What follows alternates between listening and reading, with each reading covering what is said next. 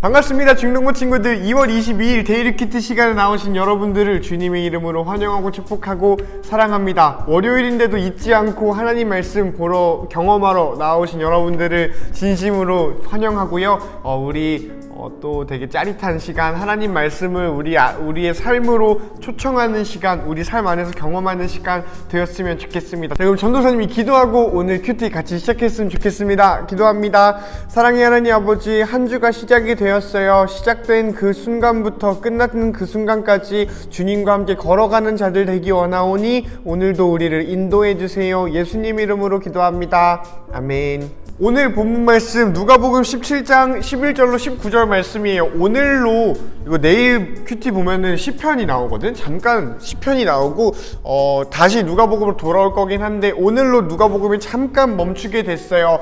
좀 마무리하는 건 의미가 있겠다 싶어. 그러니 우리가 오늘 큐티 잘 해봤으면 좋겠습니다. 10사람의 문둥병 환자라는 말로 시작이 돼요. 예수께서 예루살렘으로 가시는 길에 어디? 사마리아와 갈릴리 사이를 지나갔대요. 예수께서 어떤 마을에 들어가시다가 10사람의 문둥병 환자를 만났대. 그들은 멀리 서서 목소리를 높였대. 예수 선생님, 우리한테 자비를 베풀어 주세요. 예수께서 그들을 보시고 제사장에 가서 너의 몸을 보여라 하고 말씀을 하셨대. 그들은 가는 도중에 몸이 깨끗하게 되었대. 그들 가운데 하나가 자기가 나은 거를 보고 돌아와서 큰 소리로 하나님한테 영광을 돌렸대. 그리고 예수님의 발 앞에 엎드려 감사를 드렸대요. 그는 사마리아 사람이었대. 예수께서 말씀하셨습니다. 10사람이 다 깨끗하게 되지 않았냐? 근데 9명은 어디 갔냐? 이 이방인 곧 사마리아인 외에는 하나님께 영광을 돌리러 온 사람이 없단 말이냐? 그리고 그에게 말씀하셨습니다. 일어나 가거라. 너의 믿음이 너를 낫게 했다. 아멘. 이런 말씀이에요. 우리가 한 번쯤 들어봤던 기억이 어딘가에 있는 그런 본문이죠. 우리 여러분의 마음과 눈으로 다시 한번 보고 우리 같이 큐티 나눠봤으면 좋겠습니다. 시작! 자, 여러분들은 어디에 좀 눈이 갔고 마음이 가고 감동이 있었는지 궁금하네요. 전도사님은 어떤 큐티를 했는지 여러분한테 나눠볼 테니까 한번 그 나눔이 여러분한테 동의가 되면은 간직해 보고요. 동의가 안 되면 그냥 그러려니 해서 넘어가면 좋겠습니다. 어쨌든 근데 이건 전도사님이 개인적인 묵상이다 보니까 여러분한테 100% 전달되지는 않을 것 같고요. 그냥 저렇게 큐티 하는구나 라는 거 알아봤으면 좋겠어요. 그러면서도 저거 괜찮다 하면은 같이 그 하나님 말씀을 소망해 봤으면 좋겠고요. 어쨌든 전도사님은 이 본문 말고도 어떤 본문들이 있는지 좀 알잖아. 이게 전도사님이니까. 어쨌든 그러다 보니 이 본문이 가지는 의미가 되게 신기하다라는 거를 좀 알고 있어요. 그거를 좀 여러분이랑 나눠볼까 해. 뭐냐면은 예수님께서 그들을 보시고 제사장에게 가서 너희 몸을 보여라 하고 말씀하신 이 장면이에요. 우리가 편하게 생각하기로는 이 장면 대충 이런 의미를 가지고 있는 것 같아.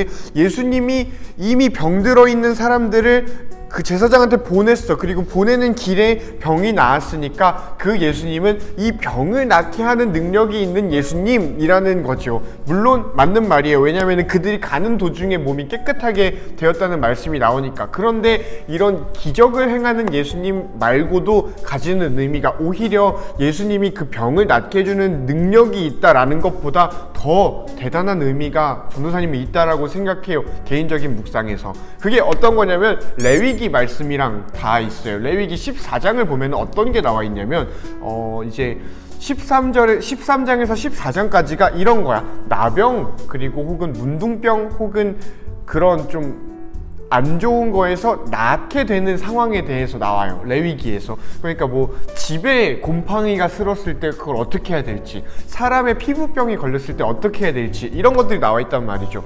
그래서 그 본문에 그러니까 레위기 13장에서 14장, 특히 14장에서 다루고 있는 사람이 피부병이 나았을 때 어떻게 해야 됩니다 라는 게 분명히 나와 있고 예수님은 그거를 가지고 말씀을 하신다라는 거죠. 그런 의미에서 레위기 14장의 내용을 아는 게 좀 중요하겠다 싶어요. 예수님이 제사장한테 가세요 라고 얘기를 했으니까. 그런데 레위기 14장을 보면은 제사장한테 이 피부병 든 사람들이 찾아가는 장면이 나와요. 찾아가면은 어떤 걸 하게 되느냐, 이게 레위기에서 말을 하는 거죠. 좀 근데 까다로워. 레위기 우리가 알기로도 까다롭잖아요. 어떤 걸 하냐면은 속죄제와 속건제라는 그런 번제를 드려, 그러니까 어떤 제사를 드리게 되죠.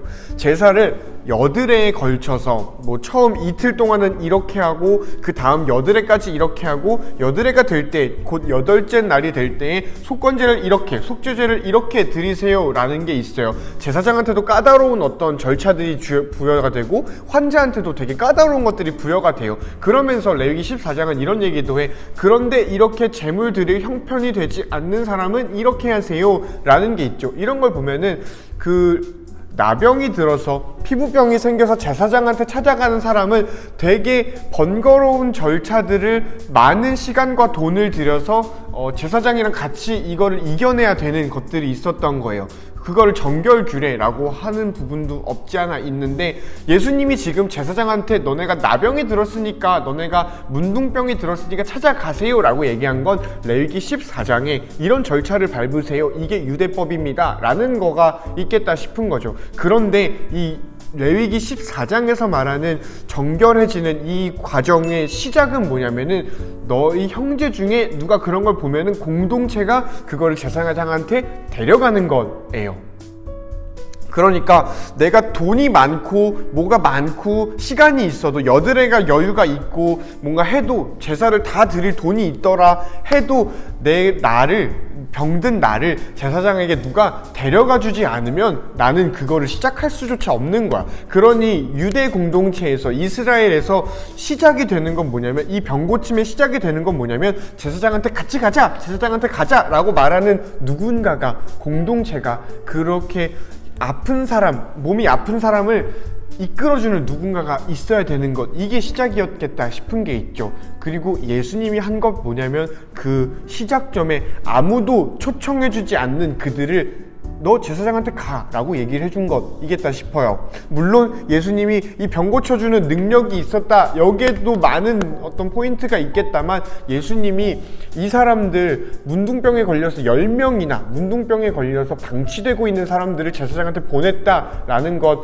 이거 자체가 너네 정결해지는 시작, 그 사람들을 정결하게 해주는 시작을 해주셨다라는 거가 있겠다 싶은 거예요. 이 사람들이 왜 방치가 되어 있다라고 전도사님이 표현했냐면은, 얘네가 어디 있었냐면 사마리아와 갈릴리 사이, 여기를 예수님이 지나다가 만났단 말이야. 그러니까 사마리아 사람 혹은 갈릴리 사람 혹은 그 변방에 있는 사람이라고 얘기할 수가 있을 것 같아요. 우리가 사마리아 여인에 대해서 많이 알고 있죠.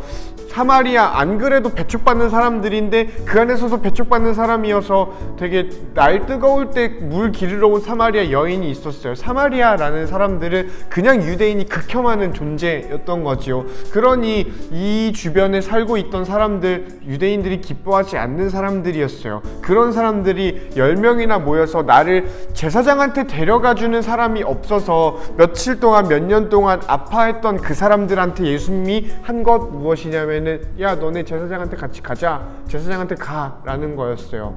그리고 걔네 돈 없는 거 아니까 가는 길에 고쳐주신 것이겠다 싶죠.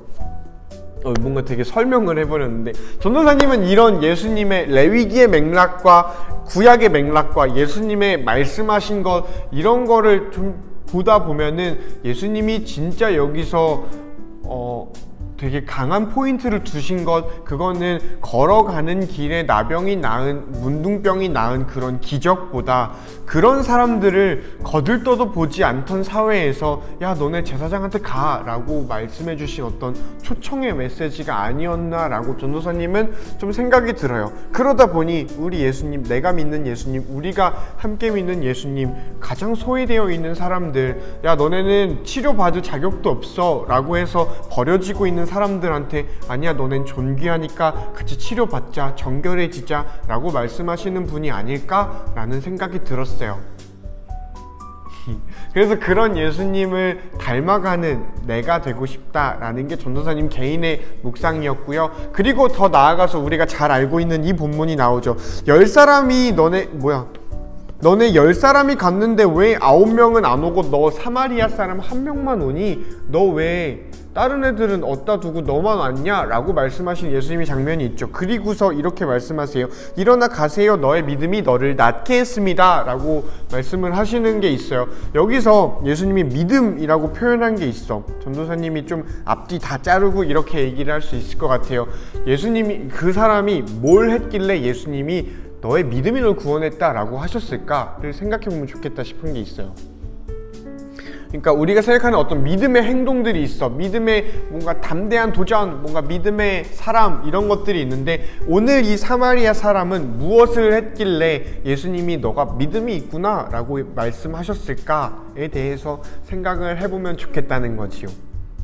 그리고 많은 여러분 중에 많은 친구들이 그랬을 것 같은데, 전도사님이 발견한 답은 명백하게 예수님한테 다시 나와서 감사합니다 한 거였어요.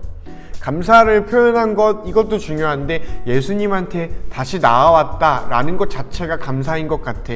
그냥 굳이 고맙습니다라고 가서 말하지 않더라도 다시 나한테 왔다라는 것 자체가 이미 감사를 내포한 거 아닐까라는 생각이 들어요. 그래서 우리보다는 전도사님은 예수님한테 다시 나아가는 사람이 됐으면 좋겠다라는 생각도 들었고요. 이게 전도사님의 좀 묵상이었어. 좀 정리를 해보면, 예수님은 뭔가 병을 고쳐주실 수 있는 능력이 있는 것도 있지만, 전도사님 개인적으로는 너는 병 고쳐줘야 돼 라고 듣지도 못하는 사람들에게 너 병 고쳐줘야 돼 라고 말씀해 주시는 정말 자비의 하나님, 정말 모든 사람을 위한 예수님, 소외된 사람을 더 사랑하시려고 노력하시는 예수님이겠다 싶어요. 그래서 그런 예수님을 닮아가고, 우리가 예수님을 사랑하고 예배한다는 건 뭐겠어? 그 예수님 만나고 그 예수님 닮아가는 거잖아요. 그러니 전도사님을 그런 예수님 닮아가는 삶을 살고 싶다라는 게 좀 더 강력하게 다가왔던 것 같고요.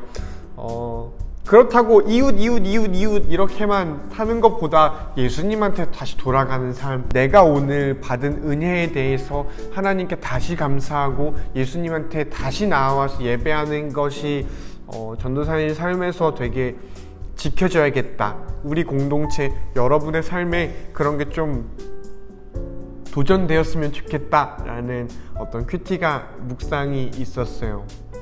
오늘은 좀 나눔보다는 레위기의 본문을 모르면 오늘 본문이 가진 의미를 좀 풍성하게 나누지 못할 것 같아서 레위기 본문을 좀 설명하느라 좀 공부하는 느낌이었던 것 같은데, 그래도 우리 안에 하나님의 사랑이 담긴, 사랑이 어려있는 예수님의 행동하심이 좀 전달되었기를 바래요. 여러분의 묵상함과 여러분의 좀 고민함 가운데서 그 하나님의 사랑을 발견하고 예수님을 닮아가는 우리가 되는 한 주 되었으면 좋겠습니다.